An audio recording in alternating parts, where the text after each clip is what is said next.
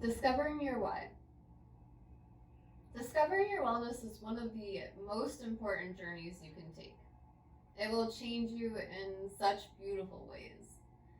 You discover the truth of who you really are without your health dictating and determining who you are. You're able to draw so much more awareness when you may feel like you're spiraling, or when you're starting to get run down, or when you're starting to get stressed. We know that we cannot avoid doing the work. And we also know that beyond suffering and pain is real growth. This particular type of growth might not be possible with obstacles, with fears coming up. This growth involves really putting aside a way of thinking that we have ingrained in us for years upon years. It is a path that requires us to dig so deep, to feel, to acknowledge who we are at our very core. It requires us to let go of belief systems, let go of patterns, let go of thoughts that might not be serving us. Our bodies and our minds are malleable. They can change. We are not helpless. We do not have to settle for the current state our body and mind are in. Every step of the way, you will need to come back to your reasons for doing this in the first place. Maybe you feel inadequate at work. Perhaps you know deep down that your mind and your body can work faster and smarter. Perhaps you find yourself surrounded by people who don't understand you. Maybe you want to have a more positive image of your body. Or you're frustrated with your inability to stay organized, or to keep things tidy, or to plan ahead. Or you're sick of not having the motivation to drive to the gym, or not having the energy for your kids after work. Perhaps you notice that you just want to be a better example for your children. Or maybe on a deeper level, you're sick and tired of your mind always going back to the old wounds, or the constant living in doubt, or judgment, or worry, or stagnation. I've heard, and I feel it to be true on a core level, that the healing path often appears when everything else has been stripped away. When there's betrayal, when the heart feels unresolved, when everything that we thought that we knew does not make sense anymore. These moments of darkness prepare us for a more awakened existence, and they get us to look at our why. My why was because I finally wanted to feel in control of my mind, in control of my memory. I never wanted to second guess whether I was innately intelligent, or if I had said something that I didn't actually remember saying. I wanted to remember the details of my friends' and family's lives.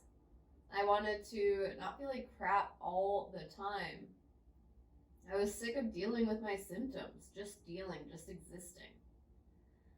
I wanted to be focused, I wanted to be motivated, I wanted to be concentrated enough to really rise up to the version of myself I always hoped for. My kind of tipping point was a relationship. It usually is a relationship, right? I was already on the path to healing for several years at this point. And healing isn't linear, right? Once you start, the areas of your body and your mind that require more get drawn into your awareness at a very accelerated rate. So in this particular situation, I was left feeling really manipulated and confused. And I hear this all the time from my clients. It was like I left my body and my mind in hopes that I could find my self-worth and a little bit of validation in another person. I'd become so used to worrying about becoming rejected that I had held on for dear life to something that was literally the opposite of what I deserved. I wasn't listening to my body. I wasn't listening to my mind. and I wasn't listening to what my soul really needed. I convinced myself that my mood swings, my poor recall, my anxiety, and my bouts of depression were going to be this barrier to becoming who I really wanted to become. I knew that I had potential. I settled for way less than I deserved in relationships because I felt that I was this fault-ridden human, full of conditions that would never fully heal. So a part of my why became to never let anybody have power over me in any way, shape, or form.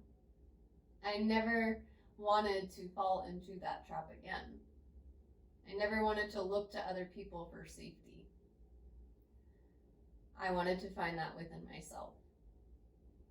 I decided to be in control, to take personal responsibility, and to take ownership.